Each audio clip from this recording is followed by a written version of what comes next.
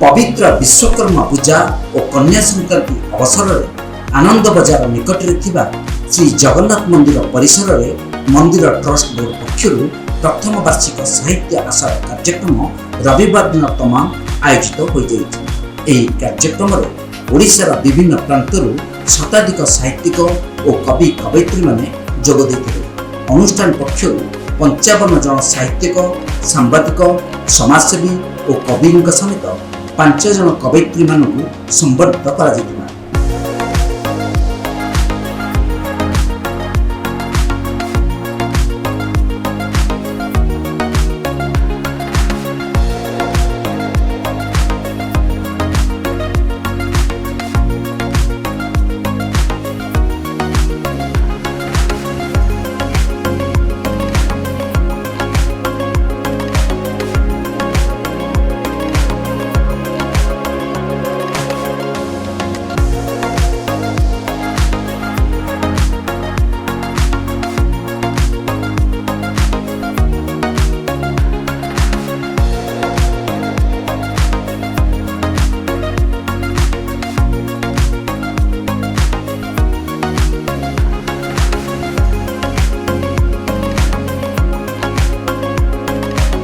ए वर्ष आम प्रथम साहित्य आसर कार्यक्रम करियछु।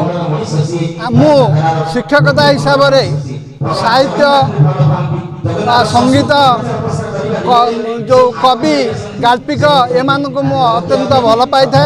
तेणु जितेबाला आम शुणिलु एठारे एक साहित्य कार्यक्रम हम से आम ट्रस्ट बोर्ड तरफ आम समस्त प्रकार साहाय्य सहानुभूति करी ए वर्ष आरंभ करूँ एवं सब वर्ष चालू रखू बोली आम दृढ़ प्रतिज्ञा।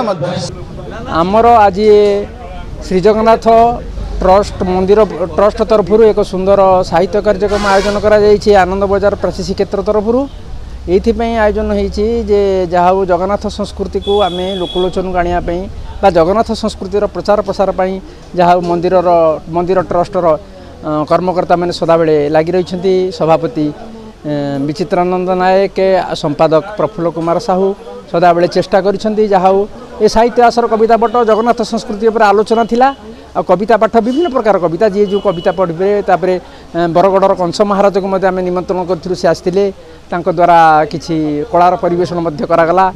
ज्ञानरंजन विश्वाल रिपोर्ट तीर्थक्षेत्र लाइव।